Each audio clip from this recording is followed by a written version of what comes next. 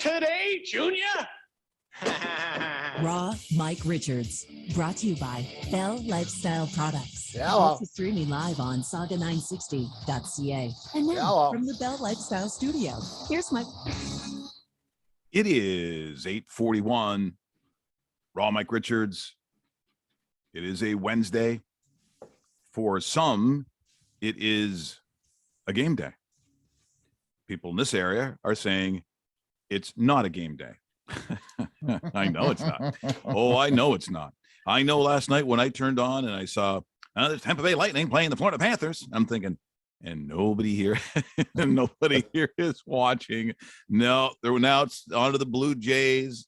It's golf time. It's your children's t-ball. Hockey is dead to us because, I mean, as Bruce Dowbiggin, my good friend, joins me, you know what it's like here. I mean, you're like me, but you certainly on the television side and longer in the broadcast side when it comes to the experience of handling Toronto news. You know what it's like here. The moment those Leafs lost, these TV, like the numbers, as much as I'm obviously going to be staying up watching the Battle of Alberta, which will be fantastic theater. It really will be. In this area, it is not a hockey area. It is a Leaf area, and there's a difference. Well, actually, I think there's two or three different sports crowds in Toronto, but there's always been the Leaf crowd. I mean, it's rock solid. It includes, people who've been there for 50, 60 years that go back to 67. I think there's another crowd, though, that's the Raptors, Blue Jays crowd that really has nothing to do with the Leafs a lot of the time. That doesn't enter to them. But Toronto is so big now. Metropolitan Toronto, the Southern Ontario is so big. You could have two NHL teams there if you really wanted to, and there'd be plenty of hockey fans to go around. Mm-hmm. Yeah, it was like Christmas being taken away the other night. And as much as I like to see the Leafs lose, I just at a certain point thought, at least let them win a series. I mean, there's got to be some sort of justice, and then of course the whole thing with people turning themselves inside out about the Leafs, and we got to fire the coach and change all the guys. Listen, you lost to the two-time defending Stanley Cup champs. You remember in the old days, Mike, if you finished high up in the standings, you got the Minnesota North Stars, who won 29 games in the first round, right? Yeah. You got a kind of a patsy team to warm up on. Yeah. They got the best team in the East that they had to play, and they took them to overtime in 7 games. So I listen, I wouldn't be tearing the team apart. You've obviously got to do some stuff for salary cap purposes. But listen, there's a lot there for the team, and there's a lot there for people. Yeah, it will be, hey, the PGA tournament's this weekend, and But let's see if we can stand the Blue Jays for more than 2 or 3 nights without throwing something at the TV or whatever it is. Yeah. It when the series was over, there are some years, if it's applicable, where I would look at the franchise and go, okay, well, this is your moment. This is where you bring in the carpenters and you start pulling stuff down. This isn't one of those years. And even if you wanted to, you're sort of handcuffed with what you had paid in the terms of the players, and no one is coming to help the Leafs. They're not taking John Tavares off your hands because it'd be a good thing for you. They're not giving you a stud defenseman for someone, middle ground, and then you can't move it anyways. And I would say this: they play for Sheldon. Sheldon's done a pretty good job. Like, you really got nowhere to go. The only thing you could have done is that if you really wanted to send a message and you felt it was the right message to send, because you've got to get that right.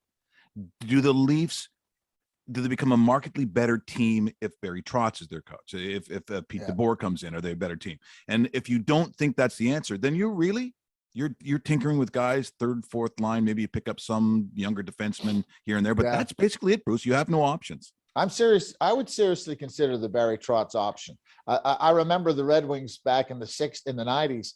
Had a terrific team, won the President's Cup. They have 60-win seasons, and then they'd find a way to lose in the playoffs. And then finally, they sort of bit the bullet, and they got Scotty. And Scotty came in, and he had the conversation with Steve Yzerman about, Steve, you can score 60 goals a year, or you can score 40. When you score 40 and do what I want you to do, we're going to win Stanley Cups. And Yzerman bought into that. And they won Stanley Cups. They became the best team in the NHL more or less for 25 years. Trotz is that kind of a coach. I'm not saying that they should do it, but you do have that option. You do have that option. Yeah. And the thing about it is, and I hate to say this again about the Leafs, but they're a fun team to watch. They're an exciting team. They're like the Calgary team here. They're a fun team to watch. And whether you root for the Leafs themselves, I was just hoping that they would stay around because they're fun to watch. Well, because there was a time where I just used to compare those teams for the last couple of years all the time, the nature that they would play, the style that would they play. But obviously they've gone in two different directions. And the only thing I can say is they have a very different kind of coach, a coach that I'm sure, and there's lots of Darryl fans. I know I'm one of them. That when he was brought in, here comes the dinosaur, and he's going to try to go back to 2007 or whatever year you want to put on it, and play the slow things down, make it look like everyone's playing in sand. And Johnny Gaudreau is not going to flourish under this kind of system. He's not going to do this. I heard all the knots, and then you've got where they are right now, including this series that, as I said, in terms of theater, it's not going to get much better than this. So what are we saying that Darryl has done? What has he done with this team? Well, I was one of the guys who, when he came back, thought, are you so mentally exhausted as a franchise? This is all you can think of, is to hire another Sutter? Because I was there day after day with the Flames covering them. And Darryl and I had our run-ins, and I just thought he was a troglodyte. I just thought he was, as you just said, playing in sand. And the people around the team now, people who like Perry Berezan, will tell you this is all about Darryl. That he has really, he had his Saul on the road to Damascus thing. He had basically, through the LA years, he has come to understand a style of offense, a style of movement, and how to exploit the hockey rink in a way he didn't in the past. And so much of this is on him. And again, you can remember, Mike, in those, and one thing hasn't changed is the most important guy in the dressing room. It's always Darryl. There's never a big star who basically runs the dressing room. Darryl runs the dressing room, and he still does that. But he's given these guys some latitude to play. And I mean, Johnny Gaudreau's play is just fantastic. I mean, Matthew Tkachuk just didn't show up for most of the series. He showed up for Game 7. And yet Gaudreau and Lindstrom, the center, I mean, they carried him around, his sorry ass around the whole freaking 7 or 8 games. And I never thought I'd see that out of a Johnny Gaudreau kind of guy. He has stepped up to that elite where he is one of the top 5 guys. The fact he didn't get a Hart nomination, he was plus 69 on the year, Mike. Nobody else was. The closest guy to him in the league was Tkachuk, and he was in the 40s. And when you look at Matthews, he was in the 20s. I mean, This guy has become not just a great offensive player, but when he's playing 5-on-5, he's a responsible guy, and they don't get scored on. Now, for weighing this series, and Edmonton, who over the years, when they basically get their first choice of the finest junior players in the world, that's gone on every single time. But of course, it's been a little different lately. And of course, last couple of years it has been, and they've got arguably the best player in the world now with Draisaitl. But the issues that haunt them haven't changed. So on the back end, and especially goaltending. So if I'm looking at this goaltending matchup, if I'm starting on the back end, then Calgary gets the check mark. Yeah. I mean, Mike Smith played okay, pretty good. We know him from Calgary. He was here in Calgary for a couple of years. He always makes a couple of fatal mistakes. And the thing that the Ottinger taught people in Calgary and should teach the rest of the league is how good a goalie can be in this era at the top of his game. I mean, when Gaudreau scored in overtime in Game 7, I mean, it was a little postage stamp over the guy's shoulder. He just really fantastic goalie. I don't think Smith is at that level. I think he's going to make some mistakes that the Flames will be able to take advantage of. Markstrom's problem at the other end is just he has to keep busy. The old Ken Dryden thing, remember Dryden? Right. Oh, yeah. He'd be standing there on the stick, take a shot once in a while. His problem is boredom, waiting for things to happen. But for people who don't see McDavid on a regular basis, he is by far the best player in the league. I mean, this is Mark Messier times 2. He's maybe not as nasty as Messier, but he can play physical. It's going to be the 2 or 3 top guys on the Oilers dragging that team, and I fully see it going 7. I really think they've got a chance to take it to 7. Yeah. But Smith will be the difference, and Markstrom at the other end. I think it's almost as simple as that equation. Now, in terms of goal scoring, now this delves a little bit into the degenerate world, looking at totals. Yes. Are we seeing goals in this series, or is it tight?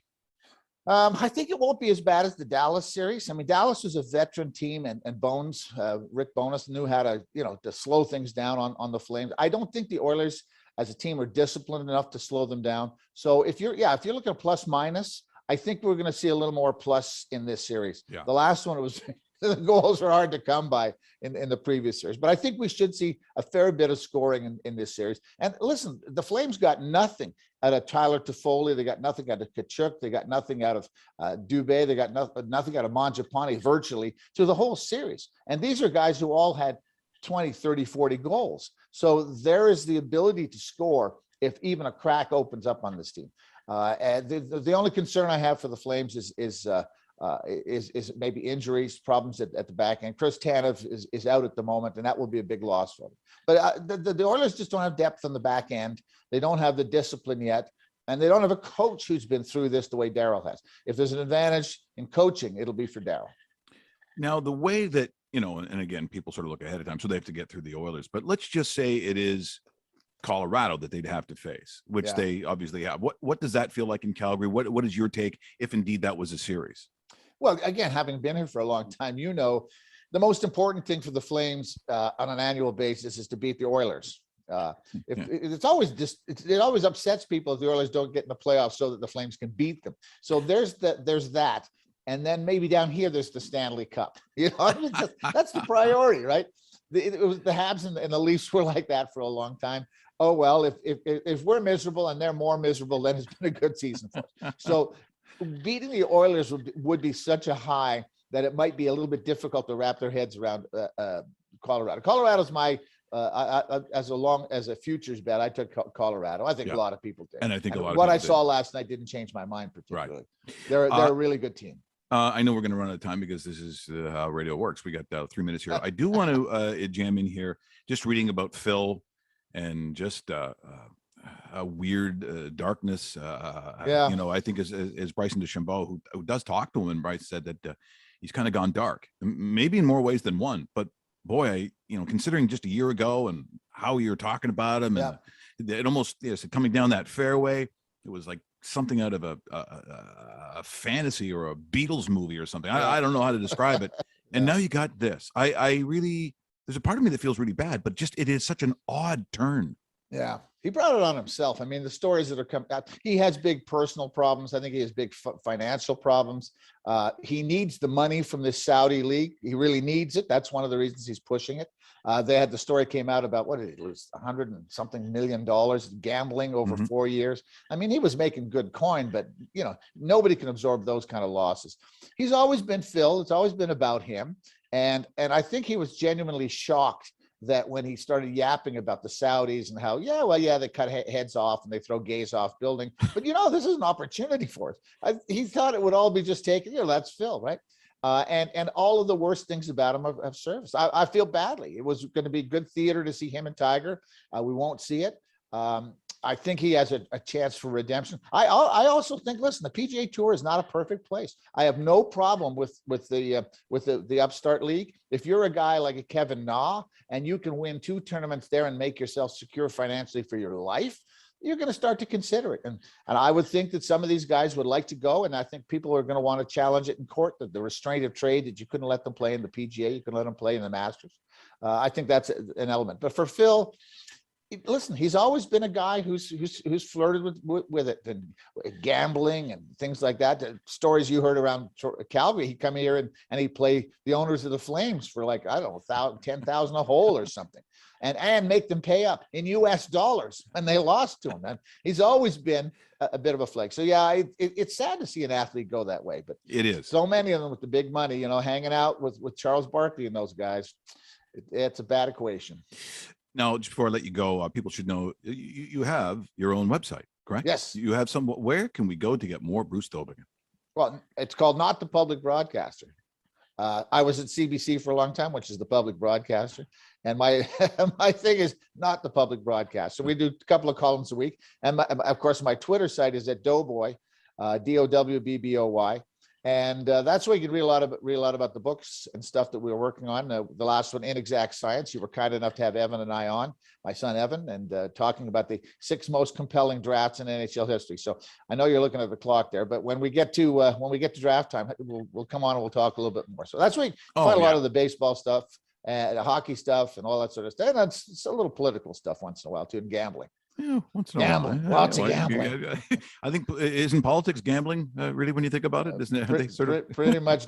Liverpool was gambling on something with my money the last week, and it didn't go well. No, it did not. No, they've been a dick.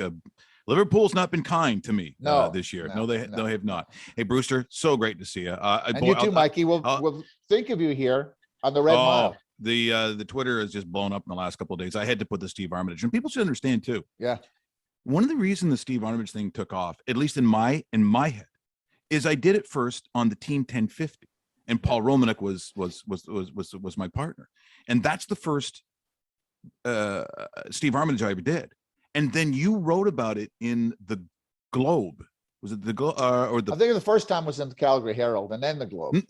Because I saw it before I went to Calgary. I was not in Calgary, and I said, if he likes it, because we didn't know each other.